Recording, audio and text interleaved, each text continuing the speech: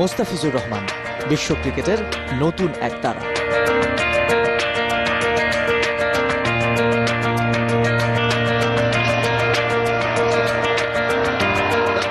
বাংলাদেশের কোনো ক্রিকেটারকে নিয়ে ক্রিকেট বিশ্বের এতটা আগ্রহ, বোলিংয়ের রহস্য নিয়ে বিস্ময়, যাকে দিয়ে প্রথম।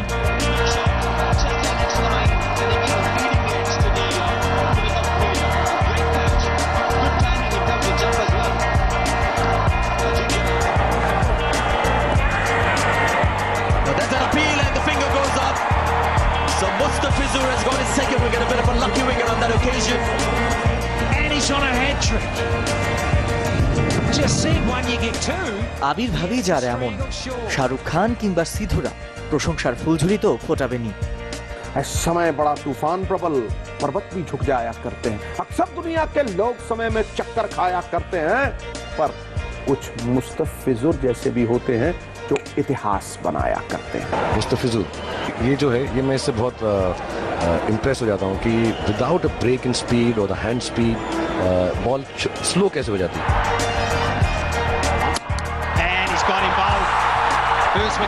বাম হাতের এই জাদুকর এসেছেন বলেই তো বাংলাদেশের পেস বোলিংকে এখন অন্য চোখে দেখে বাকি দেশগুলো।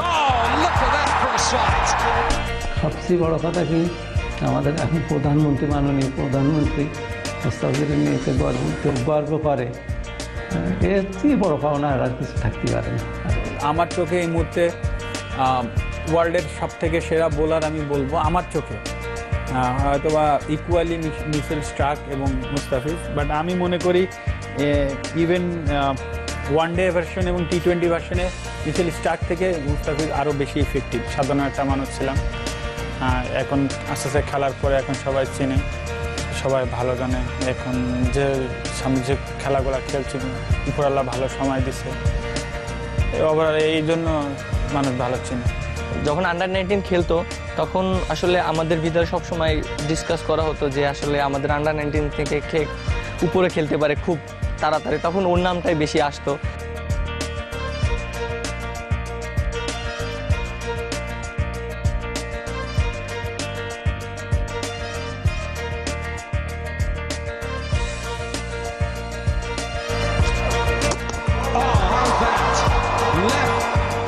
কি করেননি সানরাইজার্স হায়দ্রাবাদকে প্রথম আইপিএল শিরোপা জেতাতে। 17 উইকেট নিয়ে হয়েছেন ইমার্জিং ক্রিকেটার, পরের গন্তব্য ইংল্যান্ড। অথচ কে বলবে বিশ্ব ক্রিকেটে আবির্ভাবের 15 মাসও পেরোয়নি এই বাঁহাতি।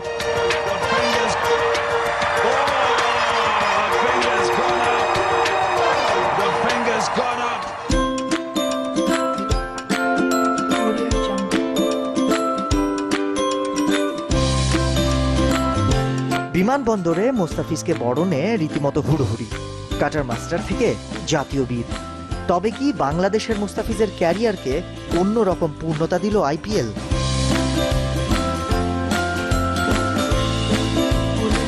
আমি দেশে থাকতো যেমন ছিল, ওটা খেলার পরে দেশে বাদে দেশের বাইরে অন্যান্য জায়গায় যেসব আইপিএলটা সব জায়গায় মনে হয় দেখে ওয়ার্ল্ডে, এই জন্য সবাই বেশি চিনে।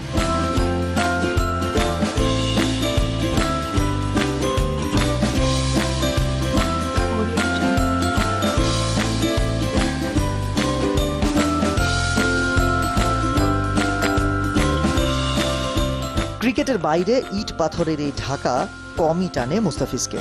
পোষা পায়রা, তেঁতুলিয়ার মেঠো পথেই যে মন পড়ে থাকে সবসময়। সবার ক্ষেত্রে বাবা মা থাকলে, ফ্যামিলির ছাড়া বাইরে থাকলে, আর আমার এমনি ফ্যামিলি ছাড়া বাইরে থাকা খুব কম হয়, চেষ্টা করি ফ্যামিলির বাড়িতে যাওয়ার জন্য। আজ এখানে তো কাল ওখানে, তাতে অবশ্য খুব একটা ক্লান্তি নেই। এসব সইবার জন্যই তো তারকা খ্যাতি, সরল স্বীকারোক্তি মুস্তাফিজের। যে সময় ন্যাশনাল টিমে খেলে নাই, সবার ন্যাশনাল আমিও ছিলাম তাদের সঙ্গে, যে সে ন্যাশনাল টিমে খেলতে তার ছবি ওটা ছিল, তা মনে মনে আমারও একটা যাচ্ছে, আমারও এরকম কবে উঠাবে, আল্লাহ সে আমারও সুযোগটা দিছে। কখনো কখনো বিড়ম্বনা মনে হয় না যে বেশি বেশি হচ্ছে? না, ওর তো আমার কাছে, আমার যারা আমার ভালোবাসে তারা তো আমার কাছে অন্য কিছু চাচ্ছে না, আমার ভালোবাসা কিংবা ছবি এইটা ছাড়া। এটা তো রাগ হওয়ারও কোনো কিছু না, মুস্তাফিজ ভালো অনেক লাগে।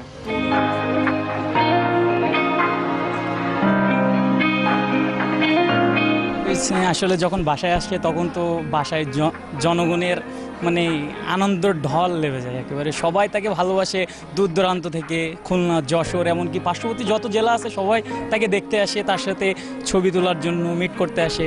যখন আমরা দেখি টিভি পর্দায় আমাদের সেই ছোট মুস্তাফিজ আজ কী করে, বিশ্বের বাঘা ব্যাটসম্যানদেরকেই পরাস্ত করে, খুবই ভালো লাগে। সেনাবাহিনীতে আমি বহু ছাদের গাড়ি চালিয়েছি, বহু ভিআইপি, এবং আমি দক্ষিণ আফ্রিকা সফর করেছি, বহু ছাদের গাড়ি চালিয়েছি।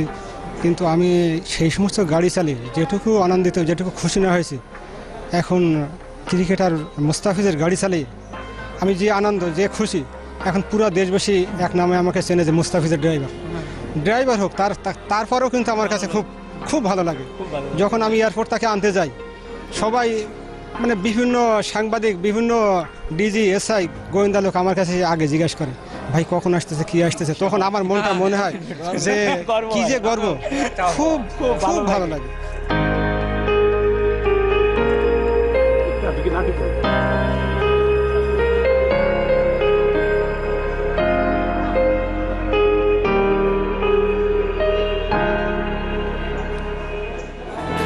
জীবনের জয়গানে ভরসা রাখো প্রাণে, জীবনের জয়গানে ভরসা রাখো প্রাণে।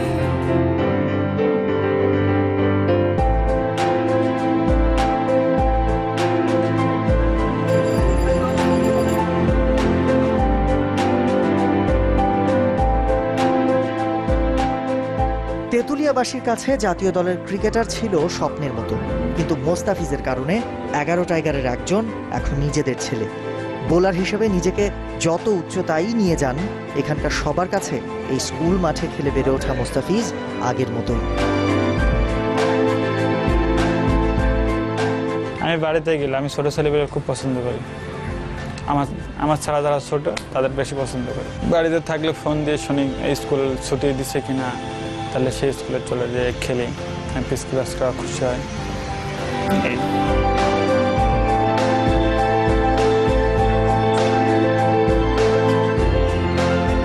ঢাকা থেকে কলকাতা, তেঁতুলিয়ার কাছের মানুষেরা বরাবরই মোস্তাফিজের অবিস্মৃত আতিথেয়তা পেয়ে অভ্যস্ত। আমাদের চোখের সামনেই বেড়ে ওঠা, এখানেই খেলতে খেলতে আজকে সে সর্বোচ্চ জায়গায় পৌঁছালো। এটা আমাদের নিজেদেরও খুব গর্বে।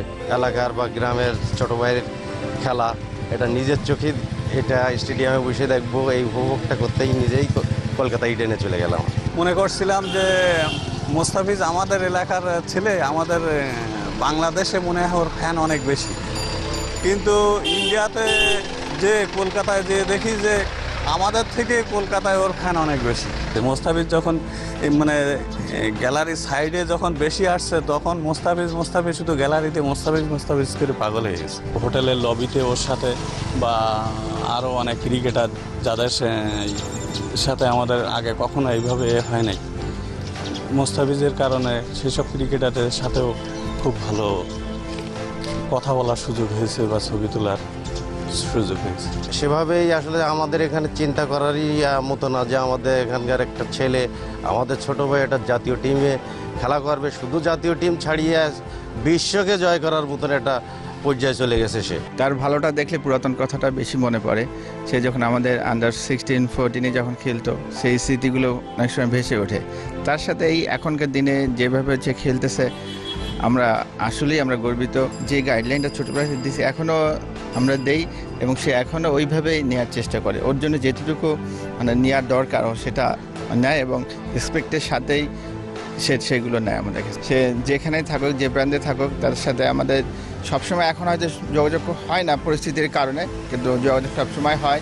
কিন্তু আগেও যেভাবে আমাদের সাথে মিশতো, কথা বলতো, এখনও সে আগের মতো সেই আমাদের কাছে সেই ছোট মোস্তাফিজই আছে।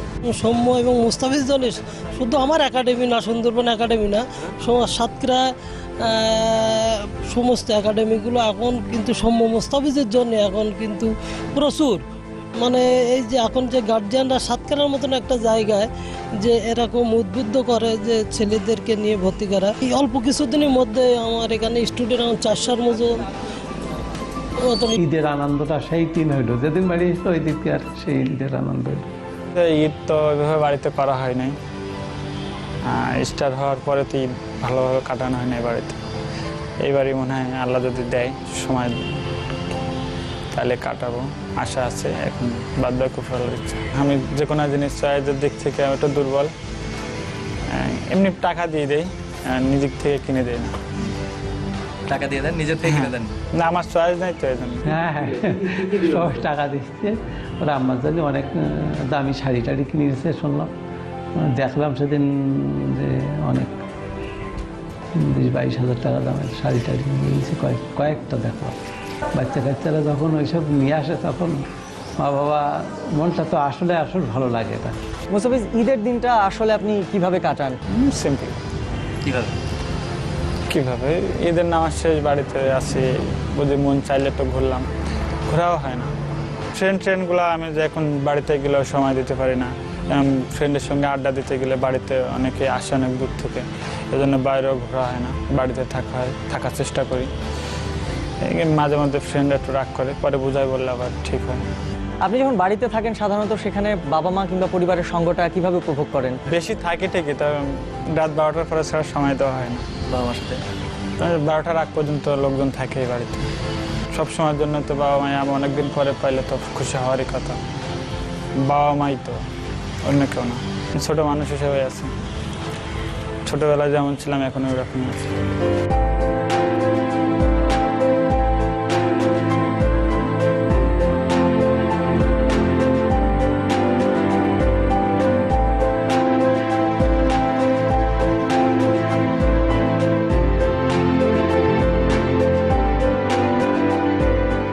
ক্রিকেটের মাঝেই দায় সারেননি, পালন করেন সামাজিক দায়িত্বও। বাড়ির পাশের এই মসজিদের মতো আশপাশের গ্রামের 8 মসজিদে প্রথম রমজানে গরিব মুসল্লিদের ইফতার করিয়েছেন। প্রথম রমজানে সে অনেকগুলো মসজিদে প্রথম ইফতারি দিছে আর কি, যে আমাদের মসজিদে দিছে। যখন খেলা শুরু হয়, খেলা শুরু হওয়ার আগে ও বাড়ি আমাকে আগে ফোন করে, হুজুর আমি কিন্তু অমুক জায়গায় খেলাতে যাচ্ছি, আপনি আমার জন্য দোয়া করবেন। আর আমি শুধু ওর জন্য না, ও এত প্রকাশ্য। আর রাত্রে তাহাজ্জুদের পরে আমি ওর জন্য খাস করে দোয়া করি, যাতে আল্লাহ ওর মনের আশাকে আল্লাহ তাআলা পুরা করে, বিশ্বের সমস্ত মানুষ যেন ওর খেলা দেখে মন জয় হয়ে যায় সবাই। অন্য কোনো দেশের না হয়ে আমাদের দেশে একজন ভালো খেলোয়াড় হয়েছে, এটা সারা দুনিয়া এবং সারা পৃথিবীর জন্য একটা সুনাম আমাদের সকলের, আমাদের গ্রামবাসী, সাতক্ষীরাবাসী, কালীগঞ্জবাসীর সবার প্রত্যাশা যে বিশ্বকাপ খেলা আমরা অবশ্যই জয় করবো তার হাত দিয়ে। খালেদ মাসুদ সুজন বলছিল আর কি, মোস্তাফিজ তোমার খেলা লাগবে পাকিস্তানের সঙ্গে। তো এই কথাটা মোস্তাফিজ আমাদের জানাইল, কিন্তু আমরা বিশ্বাসে আনতে পারিনি। আমি পাকিস্তানের আফ্রিদিকে খুব খেলা খুব আগ্রহের সহিত দেখতাম। সেই আফ্রিদি যখন আউট হলো, মোস্তাফিজ আউট করলো, তখন খুব ভালো লাগলো আর কি। তারপর তাদের হাফিজে আউট হলো।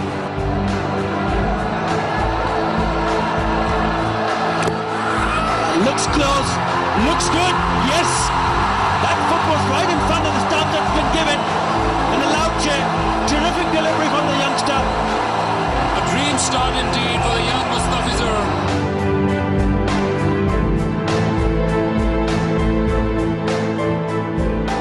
আমি যখন মাঠে যাই, মাঠে যাওয়ার পরে পুলিশিটা কীভাবে জানতে হইলে আল্লাহই ভালো জানে, যে আঙ্কেল আপনার সঙ্গে একটু কথা বলবো। আমি কী বাবা বলো?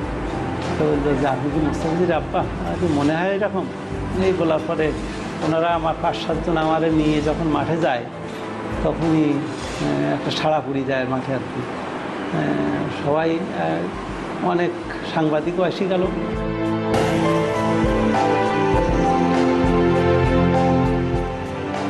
মুস্তাফিজ টি-20 খেলার পরে 7 দিনের ভিতরে রাস্তা হয়েছিল পিটির ছলে। আর তারা IPL খেলে এইছে। এখন এটি যদি আমাদের হইতো আর কি, ঢালাই রাস্তা হইতো, তা আল্লাহ কি রহমত দেখা গেল কয়েকদিনের ভিতরে আমাদের মাননীয় চেয়ারম্যান সাহেব এটা আর কি আরম্ভ করে দিলেন।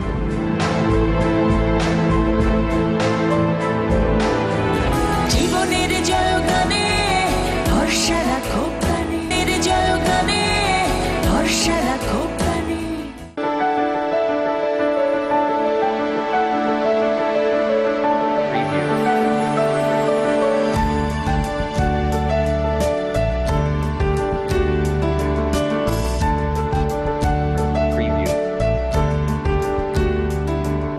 মোস্তাফিজের ক্রিকেটার হয়ে ওঠার গল্পে একটা মোটর বাইকের কথা সবারই জানা।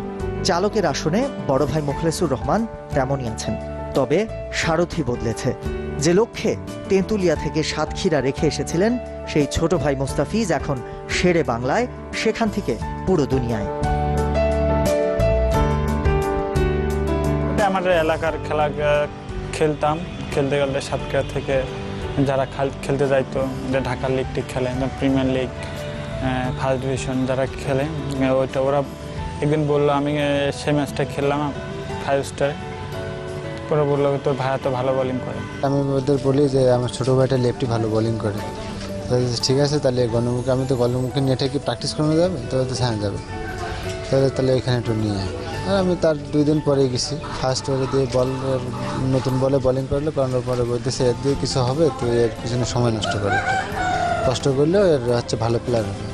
আমি ওইখানে তাহলে কী করা লাগবে, তাহলে প্রত্যেকদিন প্র্যাকটিস করতে আসতে হবে সাতক্ষীরায়। আমি এইভাবে আপনার 2 মাসের মতো নিয়ে গেছি ওই ইয়েতে, এই লেভেলের প্লেয়ারের ওইখানে আপনার অনেক দেখলাম, অনেকগুলো ছেলেগুলো ফর্ম পূরণ করতেছে। তা আমি চিন্তা করতেছি এতগুলোর মাঝে কি আমরা কি থাকতে পারবো? তারপরে মনে করলাম যে থাক, মানে ফর্ম নেওয়ার সময় এমন যে অন্য আরেকজনের কাছ থেকে ফর্ম নিয়ে আমাদের ফটোকপি করে সেই ফর্ম করতে হবে। 3 দিন পরে আপনার নেটে বোলিং করতে গেছি, তা ও বল কংক্রিটের উপর ফেলতে পারে না। আর আমি গাড়ির উপর বসাচ্ছিলাম, তা আমি যে বলতেছি যে তুই ওর উপর বল ফেলতে পারতেছিস না, তুই তো বাদ দিয়ে দিবি। তা বলতেছি আমি তো এত চেষ্টা করতেছি, বলতে পারবে না। তা আমি দেখাচ্ছি যে নিচের থেকে নামলে উপরের থেকে হাত এপার। তা ওইখান থেকে বলার পর দেখি তারপরে বল পড়ছে ভালো, এইখান থেকে আর কেউ শুরু, যে বল মনে করেন যে পড়ে আর কেউ খেলেও না, এরকম অবস্থা। আর সেইখান থেকে খেলতেই আসে। তারপর আপনার বাগেরহাট খেলো, তা যাওয়ার পরে বলতেছে চিন্তা করিস না, ভালো খেলতেছে। তা বললাম থাক। আর আমি যে বলতেছে ভাই আমার কেসে পা একটু সরতেছে, কেসটা পুরান হয়ে গেছে আমাদের, দেখি কেসের ব্যবস্থা করে আছে, আজকে 3 উইকেট পা লাগবে। তো বলতেছে পালিয়ে দেবে, তো বলতেছে হ্যাঁ দেবে। কারণ ওইখানে ওই মানে 3 উইকেট পাওয়ার পরে ভাই বললো যে মানে উইকেট না পাইলে বলে আপনার কেস ইয়ে করি কী করে, তো ভালো খেলে দিলে। আর কেস ভাইকে ভালো খেলার পরে খুলনা থেকে কেস কিনে দিলাম সাথে সাথে।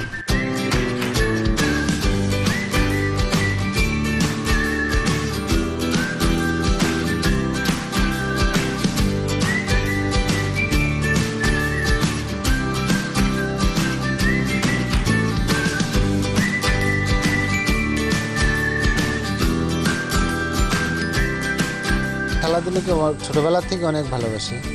কারণ আমি মনে হয় খাওয়া দাওয়াও ছেড়ে দিয়েছি খেলার জন্য, মানে খেলতাম না। তবে আমাদের চিন্তা করলাম যে আমাদের তো এজ শেষ, মানে আমাদের অলরেডি 25, 26, 27 বছর হয়ে গেছে, এইখান থেকে কিন্তু ন্যাশনাল টিমে খেলা টাফ। আর আমাদের দেখে ভালো ভালো খেলাও হয়তো। চিন্তা করলাম যে ও ভালো খেলতেছে, যার ওর পিছনে সময়টা দেওয়া যায়। টিভিতে অনেক খেলা দেখছি, তা আমার সবচেয়ে ভালো লাগতো লেফটি বোলিং দেখতে, বা মানে ওদের ব্যাটিং করা দেখতে, মানে বোলিং করা দেখতে। কারণ আমরা রাইট হ্যান্ডেড, ওরা লেফটে, কীভাবে বল করে, এইগুলো ওয়াসিম আকরাম কীভাবে করে, এগুলো আমরা অনেক আগের থেকে আর কি খুব ফেভারিট ছিল ওরা। তারপরে ও এখান থেকে ভালো বোলিং করার থেকে ওর ফার্স্টের থেকে আমি বলতাম যে ভালো বোলিং করতে হবে এইভাবে। মানে ওরা এমনকি আমি প্র্যাকটিস করতে না যেতাম, ঘুমানোর সময় আমি হাতে বল দিতাম। আর প্র্যাকটিস করাতে স্যারেরা কিছু বললে আমি নোট করে নিতে বলতাম। আপনার ক্রিকেটার হয়ে ওঠার পেছনে পরিবার কিংবা আপনার ভাইদের অবদান আসলে কতটুকু? আমার ছাড়া বেশি। আমি ক্রিকেট প্লেয়ার, সব মানে সব ভাইয়ারই ও বেশি সেজ ভাই। প্রথম থেকে আমার বিশ্বাস ছিল ভালোভাবে খেলবে বা ন্যাশনাল টিমেও খেলবে। আমি এমনকি ন্যাশনাল টিমে চান্স পাওয়ার পরে আমার বলতেছে ভাই একটা সুখবর আছে, আমাদের সবচেয়ে বেশি সুখবর হবে তুই ন্যাশনাল টিমে চান্স পাইলে, এই কথাটা বললে। তো তাই আমি চান্স পাইছি। স্বপ্নের পূর্ণতা দিয়ে আজকের এই পর্যন্ত আসবেন, মোস্তাফিজ হবেন, সেটা কি কখনো ভেবেছিলেন? ক্লাস 9 পর্যন্ত সবাই চাইতো পড়ালেখা করি, আর এমনি খেলতাম। আমি সব ফুটবল ক্রিকেট 2টা খেলতে ভালোবাসতাম। ভাইয়া সেটা এখনও খেলে, ওদের সঙ্গে খেলি, এখনও খেলি। ওই সময় ছোটো ছিলাম যে শুধু ফিল্ডিং করানোর পরে, বল করানোর পরে ব্যাটিং দিত না কিংবা বোলিং করাইতো না, মাঝে মাঝে রাগ হইতো, আবার পরের দিন আবার রাগ আর থাকতো না, পরে আবার খেলতাম। 1-2 দিন পর একদিন সুযোগ দিত। এইভাবে গ্রামের ছেলেরা সাধারণত খুব ডান পিটে হয়। ছোটবেলায় কি খুব একটা দুষ্টু ছিলেন আপনি? এলাকায় থাকলে তো সবাই একটু দুষ্টুমি করবে। ছোটো ছেলে পড়াবার জন্য খুব চেষ্টা করতাম, তারপরে ও পড়ার দিকে খুব মনোযোগী না, আমরা যখন যত চাপ দিতাম তো আমার সঙ্গে বলতো যে আম্মা আমার উপরে চাপ দিলে আমার মাথায় ঢোকে না, মানে আব্বা সাপ তো টেনশন করে কেন। টেস্ট পরীক্ষা একটা পরীক্ষা দিল তো দ্বিতীয় পরীক্ষার দিন সাতক্ষীরা গেল প্র্যাকটিস করতে, কাজে আর লেখাপড়া হবে কোনো আশা করিলাম টেস্ট পরীক্ষা দিয়ে দেয় না। আজকে মোস্তাফিজ কোথায় ছিল আর কোথায় এসে গেল, এটা তো সব কিছু আল্লাহর ইচ্ছা। এখন সব কিছু ভালোই যাচ্ছে, এজন্য ভালো লাগছে। জানি না উপর আল্লাহর সামনে কী রাখা আছে আমার। মোস্তাফিজুর রহমান এই যে ব্র্যান্ড নেম, কখনো কখনো আপনার কাছে মনে হয় না কিনা যে এই বয়সে আপনি চাওয়ার চেয়েও অনেক বেশি কিছু পেয়েছেন? শুধু যে মোস্তাফিজুর মতো তো হইতে চাইলাম না, আমি যেটা ভাবি, আমি ক্রিকেট প্লেয়ার না হইলেও আমি যেন একটা ভালো মানুষ হিসেবে সবার সামনে থাকতে পারি।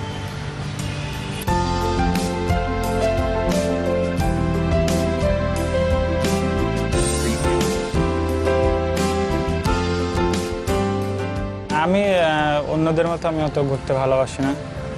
আমি কাজ যে জায়গাতে থাকা হয় সেখানে অল্প স্বল্প ঘোরাফেরা করি। আমি নর্মালি থাকতে ভালোবাসি।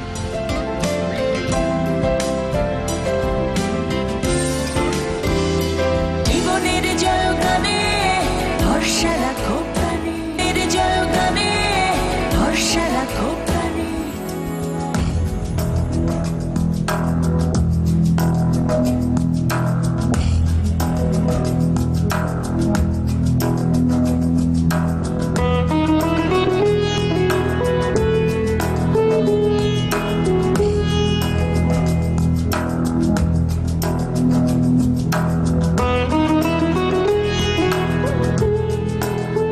বাড়ির পেছনটায় উঁকি দিলে বিস্তীর্ণ খোলা দিগন্ত, যতদূর চোখ যায় শুধু চিংড়ির ঘের। লাভজনক বলে মাছ চাষেই বেশি ঝোঁক এখানকার চাষিদের। দুই ভাই জাকির মোখলেসুরের সঙ্গে মোস্তাফিজের বাবা আবুল কাশেমও পুরো দস্তুর গৃহস্থ।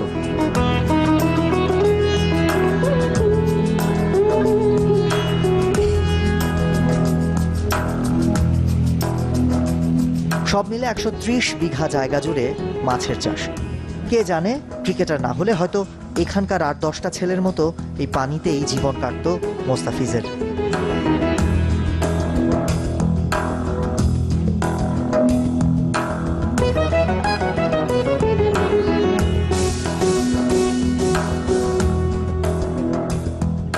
বেসরকারি প্রতিষ্ঠানের চাকুরে বড় ছেলে আর ছোট ছেলে মোস্তাফিজ ক্রিকেটার।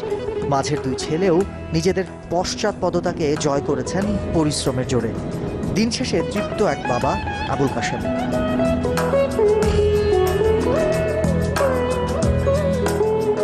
এদের নিয়ে আমি খুব গর্ব করি। এদের বাজে সময় দেওয়ার এদের সুযোগও নেই। এই 12-13টা ঘের আছে, সব দেখাশুনো করে। এই দেখেন, এই এখনই এসে যার সেই কাজে অনেক ছেলেপিলেরা তারা বেকার বেড়ায়, অনেক সময় কাজে লাগায়। এদের এমন কোনো সময় নেই যে বাজে বেড়ানো। আল্লাহর কাছে লাখো শুকরিয়া। মোস্তাফিজ তো মাছ ধরার খুব ওস্তাদ একজন, মাছ ধরা আর পাখি মারা এই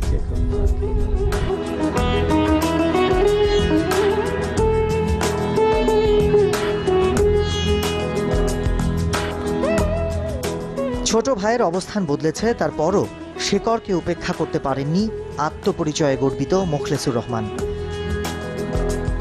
আমাদের আগে যেমন ছিল ওরকমই এখনো আছে, বাট চেঞ্জ হয়নি। আর আশা করি না হওয়াটাই ভালো।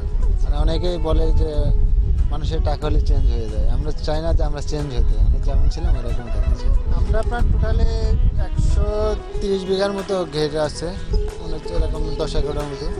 তা আসে মোটামুটি যা আসে আমাদের চলে আর কি, কোনো ইয়ে লাগে না, যদি ভালো যায়। আর এমনি খুব ভালো হয়ে গেলে 7-8-10 এরকম হয়, 10 লাখ টাকা।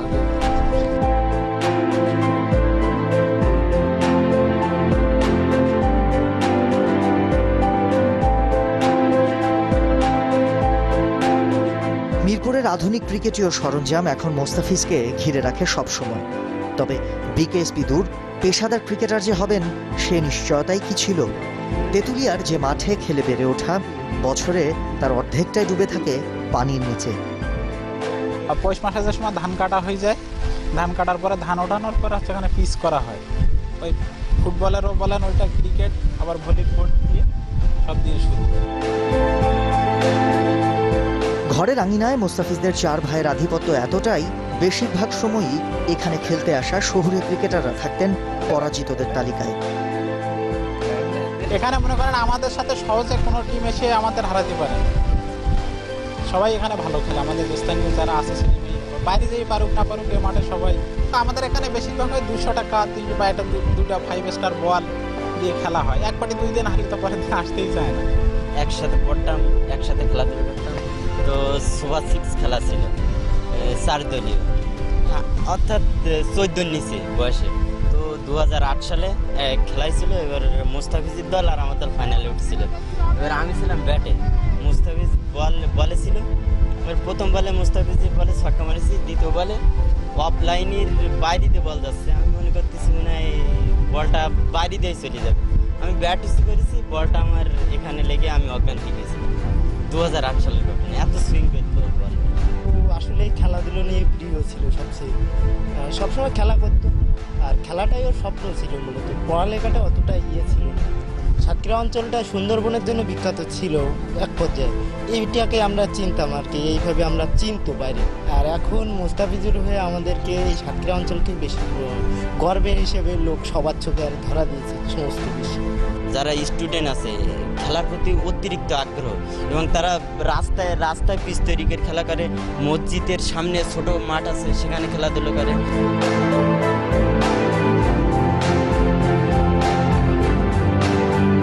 জীবন সংগ্রামের পরও এমন প্রত্যন্ত অঞ্চল থেকে পেশাদার ক্রিকেটার অনেকেই হয়েছেন। তবে মোস্তাফিজের মতো সর্বোচ্চ পর্যায়ে পৌঁছানো ভাবতেও যে সাহস লাগে।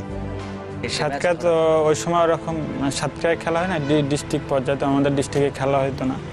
ডিস্ট্রিক্ট হলে আমার পাশে খালাদের বাসা ছিল, ওখানে থাকতাম। আর না হলে আপনার যদি প্র্যাকটিস থাকলে, যদি 7-7:30 থাকলে 5টায় উঠতাম ঘুম থেকে সকাল। ওখান থেকে আমার ভাতটা রান্না করে দিত। আমি ঘুম থেকে ওঠার পরে দেখে আমার ভাতটা রান্না করা শেষ। এই আস্তে আস্তে বাইকে নিয়ে আসতাম।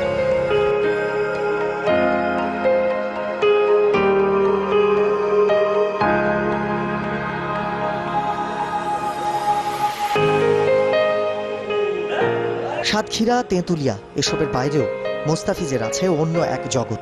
বছরের বেশিরভাগ সময় যে কাটে মিরপুরের এই একাডেমিতে, যেখানে আলামিনরাই মোস্তাফিজের আরেকটি পরিবার।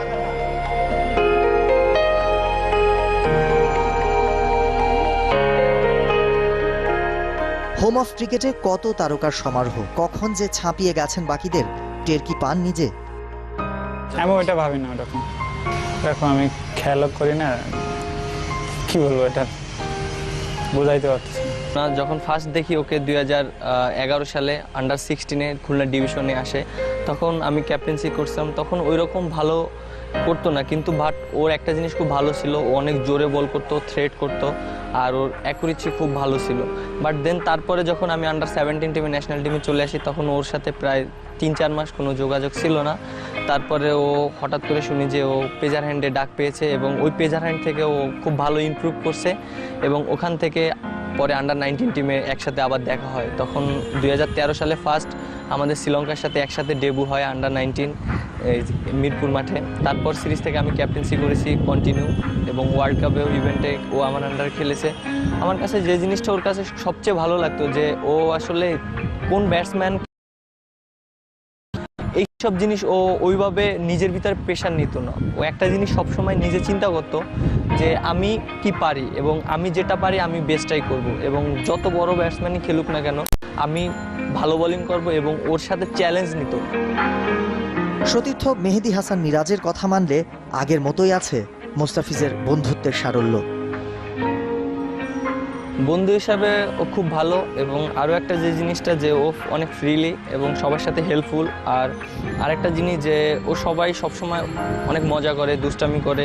আর ওর ভিতরে এমন কোনো কিছু আমি দেখি না এখন পর্যন্ত স্টিল, যে ও এত বড় প্লেয়ার হয়েছে বা ও অনেক কিছু করেছে, ওর ভিতরে এই জিনিসটা কখনো আমি দেখি না যে ও মানে IPL খেলেছে, ন্যাশনাল টিমে সেরা হয়েছে। এটা আমি ওর কাছ থেকে এখন পর্যন্ত দেখিনি। আগে মোস্তাফিজ যেরকম ছিল, এখন মোস্তাফিজ সেরকমই আছে। নবায়নযোগ্য কোনো শক্তি নন, মেশিনের মতো অসীম ক্ষমতাও নেই মোস্তাফিজের। নিজের জীবনের অভিজ্ঞতা থেকে অধিনায়ক মাশরাফির তা ভালোই জানা। তাই বাংলাদেশের সেরা বোলিং অস্ত্রকে সযত্নে ব্যবহারের আকুতি। তো ওর যে চাহিদা আছে বহির্বিশ্বের কাছে, ধরেন IPL, CPL, Big Bash, county সব কিছু মিলে ওর যে চাহিদাটা থাকবে, আমি মনে করি ও যদি বেছে বেছে ইম্পর্টেন্ট টুর্নামেন্টগুলো খেলে তাহলে হয়তো বাংলাদেশি টিমের হয়ে লং টাইম খেলতে পারবে। আমি মনে করি বাংলাদেশিকে ও কতটুকু সার্ভিস দিতে পারলো এটা আর কেউ গুনুক আর না গুনুক, আমি গুনবো অতটুকুই। আমি শিওর যদিও 12 বছর 10-12 বছর বাংলাদেশে খেলতে পারে তাহলে বাংলাদেশ ক্রিকেট একটা মানে এমন জায়গায় যাবে যেটা দেখবেন যে আমরা তখন এমন হবে যে আমরা যে কোনো কন্ডিশনে খেলছি, যে কোনো জায়গায় খেলছি, তখন আমরা মানে ম্যাচটা হবে এরকম যে ইকুয়ালি ম্যাচ খেলছি আমরা, যে অস্ট্রেলিয়ায় খেলছি তাও ইকুয়ালি ম্যাচ খেলছি। কারণ কি মুস্তাফিজ থাকা মানে ওকে দেখে আরও 2টা বাচ্চা ছেলে ইন্সপায়ার হবে, সে উঠে আসবে।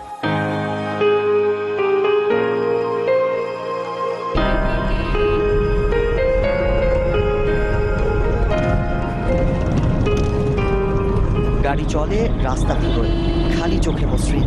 তবে প্রত্যাশার যে চাপ, আগামীর পথ কতটা কঠিন সেটা ভালোই জানেন মোস্তাফিজ। প্রতিকূলতায় ভরা যার জীবন, এটা যে শুধুই একটা চ্যালেঞ্জ বাংলাদেশের ভবিষ্যৎ কাণ্ডারির কাছে। সময় গিয়েছে তাদের জয়গান।